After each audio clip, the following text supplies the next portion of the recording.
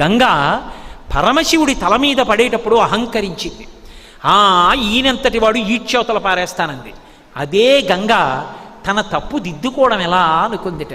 నమ కపర్దినీచ వ్యుక్త కేశాయ చ, పెద్ద జటాజూటంతో ఉన్న శంకరుడే బోడిగుండుతో శంకరాచార్యుల వారిగా వచ్చాడు. శంకరాచార్యుల వారిగా కాశీపట్టణానికి శంకరులు వస్తూ ఉంటే గంగ కెరటాలు ముందు ముందుకొచ్చేట. ఆనాడు నీ శక్తి తెలుసుకోలేక అహంకరించి నెత్తి మీద పడ్డా, ఈనాడు నీ కాళ్ళ మీద పడతానని కెరటాలు ముందుకొచ్చేన కాళ్ళు కడిగేయట. గంగ అంత పవిత్రం. ఏ నదినైనా అమ్మా అని కలిపి పిలవడం తక్కువ. యమునమ్మ, ఏదో పినాకినమ్మ అలా పిలవం, కానీ గంగమ్మ అంటాం, అమ్మ అని పిలుస్తాం.